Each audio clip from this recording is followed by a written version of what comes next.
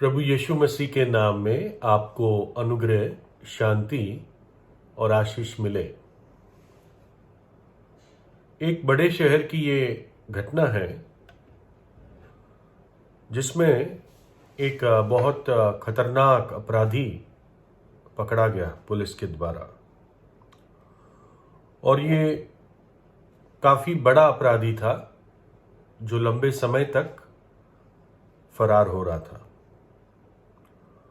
और अगर हम देसी भाषा में कह सके तो इसका नाम प्रेस वालों ने और लोगों ने डबल बंदूकिया रखा था। और ये बंदूक चलाने में इतना निपुण था कि बहुत ही आसानी से और बिना चूके ये गोली चला देता था। और इसके बंदूक चलाने में बहुत स्विफ्टनेस थी, स्पीड थी। और ये जो नाम शायद इसको मिला था डबल बंदूकिया, कारण ये रहा होगा कि जब ये पकड़ा गया उससे पहले, कुछ समय पहले या काफ़ी समय पहले, ये सड़क के किनारे अपनी गाड़ी में बैठा था और कुछ चेकिंग चल रही थी, तो एक पुलिस वाला इसका लाइसेंस पूछने के लिए आ गया। तो जब उस पुलिस वाले ने लाइसेंस मांगा तो इसने कोई जवाब नहीं दिया, लेकिन इस डबल बंदूकिये ने अपनी बंदूक निकालकर उसको वहीं पर गोली से मार दिया। इतना ही नहीं, जब वो पुलिस वाला मर रहा था तो बाहर निकालकर पुलिस वाले के रिवॉल्वर से वापस एक गोली पुलिस वाले को उसने मारी। और तब से शायद इसका नाम डबल बंदूकिया पड़ गया था। तो ये व्यक्ति अपने बारे में क्या सोचता था, इस बारे में हमें कुछ पता चलता है, क्योंकि जब ये पकड़ा गया तो इसके पास से एक नोट मिली, एक चिट्ठी मिली। ऐसा हुआ कि ये एक अपार्टमेंट में छुपा हुआ था और सैकड़ों पुलिस, 100 से ज़्यादा नहीं, सैकड़ों पुलिस ने उस अपार्टमेंट को घेर लिया और 1 घंटे तक गोलियां चली। ये घायल भी हुआ, मरा नहीं, लेकिन उस 1 घंटे के पीरियड में इसने एक नोट लिखा और वो नोट बाद में मिला था उसके कपड़ों में से जो उसने पहन रखे थे, उस पर भी खून लगा हुआ था। उस चिट्ठी में इस प्रकार से लिखा था कि मेरे इस कोट के नीचे, जो कोट मैंने पहन रखा है उसके नीचे एक बहुत थका हुआ दिल है, लेकिन यह दिल दयालु है और किसी को कभी नुकसान नहीं पहुंचाना चाहता। दोबारा बताता हूं, मेरे इस कोट के नीचे एक थका हुआ दिल है, लेकिन ये एक दयालु दिल है और किसी को कोई भी हानि नहीं पहुंचाना चाहता। और इस 1 घंटे की मुठभेड़ के बाद ये पकड़ा गया और फिर इसको मृत्यु दंड दिया गया। और जब मृत्यु दंड का दिन आया, इसको इलेक्ट्रिक चेयर पे इसको मार देना था। और जिस दिन वो उस इलेक्ट्रिक चेयर पर मार दिया जाना था उसको, तो जब आखिरी शब्द बोलने को कहते हैं तो इसने ये नहीं कहा कि ये सज़ा मुझे जो मिली है, मैंने इतने लोगों को या उस पुलिस वाले को मारा इसलिए मुझे मिल रही है, लेकिन उसने ये कहा, मुझे अपने आप को बचाने के लिए जो करना पड़ा उस कारण मुझे ये सजा मिल रही है। मतलब आखिर में ये कहीं भी अपनी कोई भी गलती नहीं मान रहा था। जिस पुलिस वाले को उसने 2 बार 2 बंदूकों से मारा, उसको क्रूरता से उसको ख़त्म कर दिया जब वो सिर्फ चेकिंग कर रहा था। उसे मालूम भी नहीं था पुलिस वाले को उस समय कि ये वो गुनहगार है, ये वो अपराधी है, वो तो नॉर्मल चेकिंग कर रहा था, लेकिन इसने बेरहमी से उसको भून दिया था। तो कह रहा था अपने बचाव के लिए जो मैंने किया उस कारण मुझे ये सजा मिल रही है। और कहीं भी वो अपने आप को गलत नहीं समझ रहा था, उसी घमंड में उसको मृत्युदंड मिला।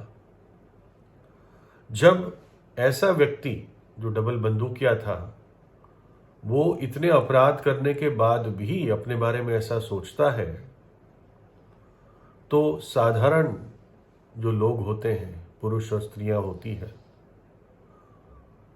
वो तो अपने आप को कहीं भी, ज्यादातर लोग गलत नहीं समझते, सोचते हैं हम थोड़ी बहुत पापी है, थोड़ी बहुत गलती तो हो जाती है, लेकिन कुछ हम बड़े घोर पापी नहीं है, हमने कोई ऐसी बुराई नहीं की है, हमने किसी का नुकसान नहीं किया है।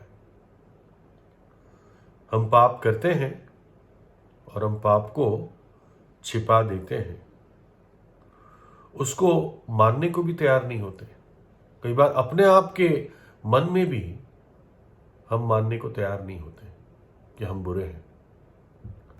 और इसलिए प्रभु यीशु ने ये एक बुनियादी सबक सिखाया कि अपना पाप मान और मेरे पास आ।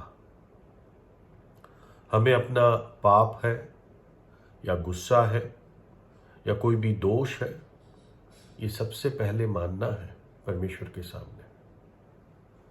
पूरे हल का, पूरी चंगाई का पहला कदम यही है।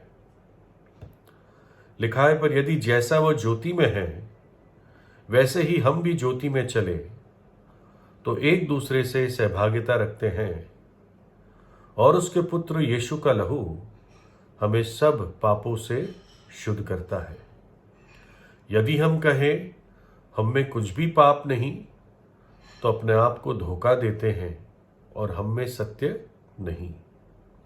यदि हम अपने पापों को मान ले तो वो हमारे पापों को क्षमा करने और हमें सब अधर्म से शुद्ध करने में विश्वास योग्य और धर्मी है।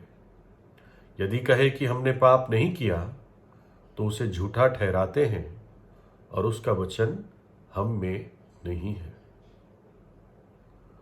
अय्यूब की पुस्तक में लिखा है 31-33 में, यदि मैंने आदम की नाई अपना अपराध छिपाकर अपने अधर्म को ढांप लिया हो, यानी हमें पता चलता है कि जो हमारा सबसे पहला पिता था, माता पिता थे आदम और हवा, जब वो परमेश्वर के सामने दोषी पाए गए तो सबसे पहली चीज उन्होंने ये की कि अपने आप को छिपा लिया, उस पाप को छिपाने की कोशिश की।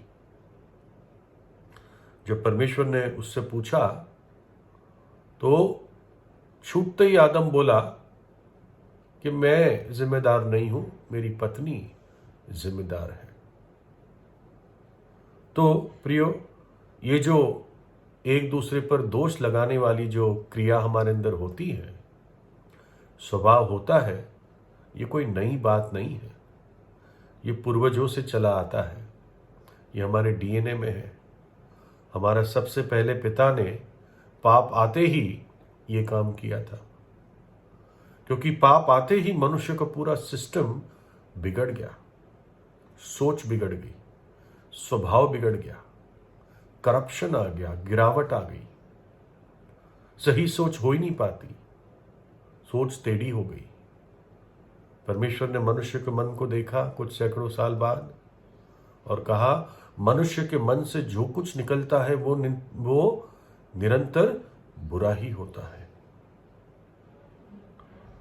और सिर्फ परमेश्वर की भलाई हमारी आंखों को खोलती है कि हम अपनी सही स्थिति को देख पाते हैं और उसको मान पाते हैं। जो अपना अपराध छिपा रखता है वो सफल नहीं होगा, परंतु जो अपने अपराधों को मान लेता है और छोड़ भी देता है उस पर दया की जाएगी। हमने कल भी सुना था, केवल अपने अपराध को मान ले, केवल अपने अधर्म को, पाप को मान ले कि तूने तेरे परमेश्वर के विरुद्ध पाप किया है। प्रभु यीशु ने क्रूस पर आपके लिए अपना प्राण दिया और वो आपको क्या करने को कहता है? कुछ नहीं। क्या आपने कुछ किया था कि ये पाप का स्वभाव आपको मिले? आपने तो नहीं चुना था ये स्वभाव। आपने तो ये भी नहीं चुना था कि मैं दुनिया में आऊं। आप बिना अपनी इच्छा के इस दुनिया में लाए गए हैं और ये पाप का स्वभाव जन्म से आपके जीवन में पाया गया। तो परमेश्वर भी आपको छुटकारा देने के लिए आपको कुछ नहीं करने को कहता है। कुछ ना करो, कोई भले काम करने की आवश्यकता नहीं है, किसी तीर्थ स्थान पर जाने की आवश्यकता नहीं है, अपने शरीर को कष्ट देने की आवश्यकता नहीं है, कोई भी तपस्या करने की आवश्यकता नहीं है, क्योंकि जो कुछ करने की आवश्यकता थी वो प्रभु यीशु मसीह ने मेरे और आपके लिए कर दिया। कलवरी के क्रूस पर वो भयानक दुख प्रभु यीशु ने अपने ऊपर सह लिया। वो सिर्फ कहता है, अपना अपराध मान ले, पश्चाताप कर ले, पापों को छोड़ दे परमेश्वर की सहायता से और सुसमाचार पर विश्वास कर। क्या सुसमाचार है? कि यीशु तुझसे प्रेम करता है, परमेश्वर तुझसे प्रेम करता है और तेरे खातिर अपनी जान क्रूस पर दी और तीसरे दिन मृत्यु को में से जी उठा और अपना पवित्र लहू बहा दिया, ताकि कितना भी घोर पापी क्यों ना हो, यीशु का लहू उसको श्वेत बना देगा, पवित्र बना देगा अपने अनुग्रह से। क्या ही धन्य है वो जिसका अपराध क्षमा किया गया, जिसका पाप ढांपा गया हो। क्या ही धन्य है वो मनुष्य जिसके अधर्म का परमेश्वर यहोवा लेखा ना ले और जिसकी आत्मा में कपट ना हो। कितनी धन्य बात है कि परमेश्वर कहे, इसकी आत्मा में कोई भी कपट नहीं है। और ये संभव है, ये धन्य होना संभव है यीशु के लहू के द्वारा, उसके बलिदान के द्वारा, जब आप उस पर विश्वास करते हैं। तो प्रार्थना कीजिए और प्रभु यीशु को अपने हृदय में बुलाएं। प्रभु यीशु आपको आशीष दे।